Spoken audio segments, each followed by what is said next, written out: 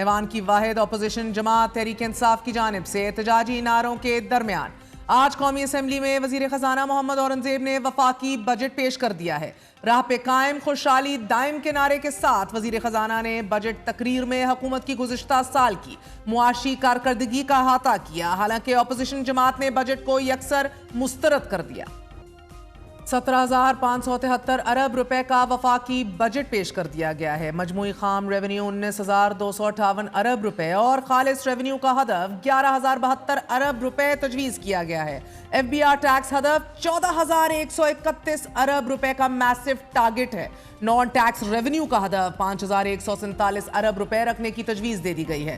17% اخراجات بڑھا دیے گئے ہیں۔ ناظرین، نجکاری کے بھی ٹارگٹس مکمل نہیں کیے گئے۔ اہم اہداف چھوٹ جانے کے ساتھ ساتھ پانی کے بحران کے درمیان بڑی فصلوں میں 13.5% کمی، زراعت اور مجموعی جی ڈی پی کی نمو کا محدود رہنا، پھر انڈسٹری سروسز کا انڈر پرفارم کرنا، and then again the fact that مسلسل تیسرے سال لارج اسکیل مینوفیکچرنگ اسٹرگل کرتی دکھائی دے رہی ہے۔ جی ڈی پی کا ٹارگٹ 3.56 گروتھ ٹارگٹ اچیو نہیں ہوا، لیکن پھر بھی فائنانس زار کا یہ کہنا ہے it is a gradual recovery اور بہت بڑا ٹرن اراؤنڈ اگلے سال متوقع ہے۔ کون سی ایسے اسٹرکچرل ریفارمز ہیں جو سیٹ کیے گئے ہیں؟ Was there room for more space کہہ لیجیے for more relief for the common man? بات کرتے ہیں، ہمارے ساتھ موجود ہیں فائنانس منسٹر محمد اورنگزیب صاحب۔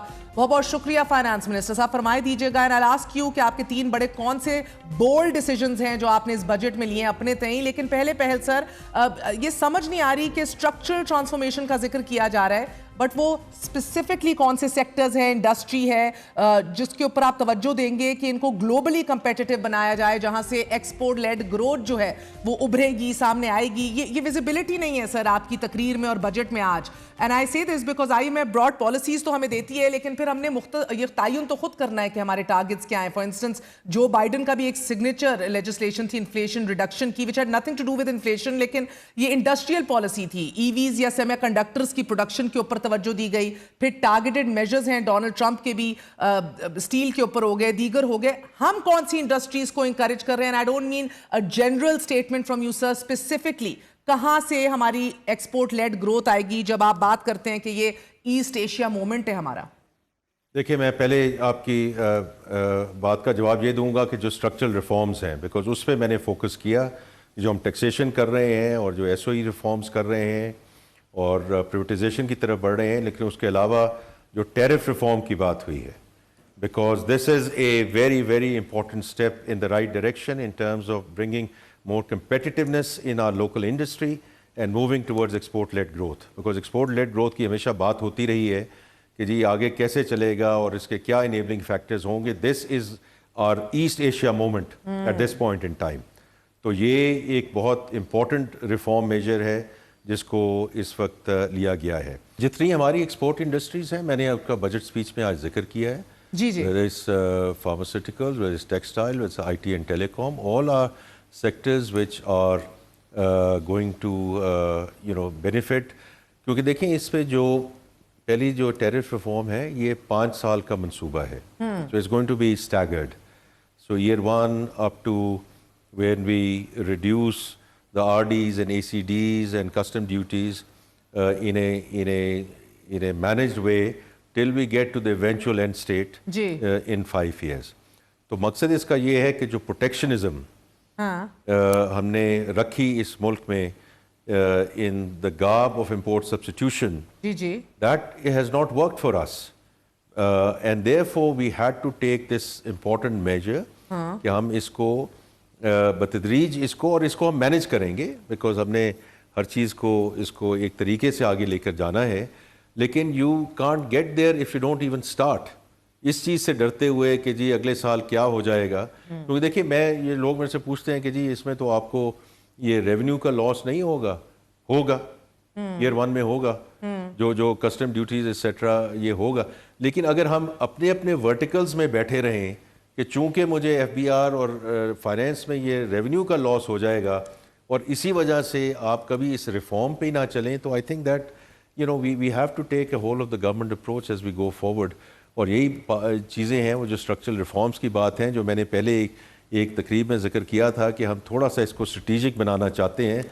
मैथ तो हम करते रहे हैं, प्लस माइनस तो हम करते रहे हैं. ये तो सही है औरंगजेब साहब, बट ये बजट ज़्यादा सख्त भी हो सकता था सर, नॉन कंट्रीब्यूटिंग अशराफिया पे बिलखसूस, and I get to that, लेकिन साथ ही जो हमारा पिसा हुआ तनख्वाहदार तबका है जिसको बिल्कुल आप लोगों ने मैं तो कहती हूँ ज़मीन से लगा दिया है, दीवार से भी नहीं, उसमें मजीद नरमी भी उसके लिए और दिखाई जा सकती थी, क्योंकि सर आप लोगों ने डेट्स के ऊपर अपने इंटरेस्ट पे कर दिए, फिर फेडरल गवर्नमेंट के अब इसेंशली 6,500 अरब रुपए बोरो करने होंगे अपने एक्सपेंसेस को मीट करने के लिए, वो भी बाय द वे जो आपने 17% इंक्रीज कर दिए हैं, लेकिन हमेशा की तरह सर हम फिर ये तवक्को कर सकते हैं कि आप लोग फिर PSDP का जो अमाउंट है वो पूरा रिलीज नहीं करेंगे, मगर थैंक्स टू द कुशन जो हमने हासिल किया है इंटरेस्ट रेट रिडक्शन से 22% से 11% पर, तो इसीलिए एटलीस्ट आई फील कि एक कहीं ना कहीं मजीद रिलीफ जो है वो अनाउंस किया जा सकता था. एडजस्टमेंट फॉर सैलरीड क्लास जो है उसको देखा, middle class, and I speak of middle class sir because उधर बड़ा भारी बर्डन है मिडिल क्लास का. लोअर स्लैब्स में तो आपने सिग्निफिकेंट और मुनासिब रिलीफ दिया है, लेकिन मिडिल क्लास जो 2 और 2.5 लाख रुपए कमा रहा है या उससे थोड़ा सा ऊपर, वो नॉमिनल होता है रिलीफ आपका, और फिर ऊपर तो बिल्कुल ही गायब है ना, चलें छोड़ दें उन लोगों को, मगर मिडिल क्लास तो अभी भी पिस रही है, ऑपोजिशन भी कह रही है, इसीलिए सर ये बड़ा नुमाइशी दिखावे का रिलीफ दिया आपने. जी, मैं सिर्फ इसमें 2 चीज़ें आपके सवाल के जवाब में ये बात करूँगा. ये 2 डिफरेंट चीज़ें हैं कि पहली चीज़ जो हमने इस दफ़ा ये करनी थी और ये बड़ा इम्पोर्टेंट था कि we determine the direction of travel and communicate it through this budget. क्योंकि देखिए मैं भी कुछ साल से प्राइवेट सेक्टर में रहा हूँ, अब मैं गवर्नमेंट में हूँ, मैंने जो चीज़ ऊपर गई है उसको नीचे आते नहीं देखा. ये बात दुरुस्त है, because I have struggled it my self in different ways. तो हमने weather is salaried class, weather is the corporate side, weather is other measures that we have taken, तो हमने सिर्फ ये कहा है कि this is not the eventual and state. ये हम आपको सिग्नल दे रहे हैं कि गवर्नमेंट की ख्वाहिश क्या है, बट ख्वाहिश तो हर ख्वाहिश पे दम निकले, लेकिन जितनी फिजिकल स्पेस अवेलेबल है उसी भी हम काम कर सकते हैं ना. तो इसलिए हमने एक डायरेक्शन ऑफ ट्रेवल ज़रूर बता दी है कि हम इसको हम कहाँ एक कंपेटिटिव टैक्स रजीम की तरफ ले जाना चाह रहे हैं. जो हॉरिजॉन्टल इक्विटी है वो ज़रा टेक्निकल टर्म है, but horizontal equity is very important कि जो तबकात टैक्स दे रहे हैं और उन पे इजाफी बोझ पड़ा, और जो तबकात सेगमेंट्स नहीं दे रहे हैं उसमें महर मैं आपको सिर्फ यही कहूँगा, जब क्योंकि आज वक्त की कमी है, किसी वक्त आपके साथ इंशाल्लाह बैठेंगे, and I would like to have a segment with you just on enforcement. ठीक है, बिकॉज ये it's not about additional measures. अगर आप इस बजट को आराम से और देख के, और आपके जो एनालिस्ट हैं इसको देखेंगे, there are actually very few additional measures in this budget. A lot of this is around autonomous growth and more importantly around enforcement.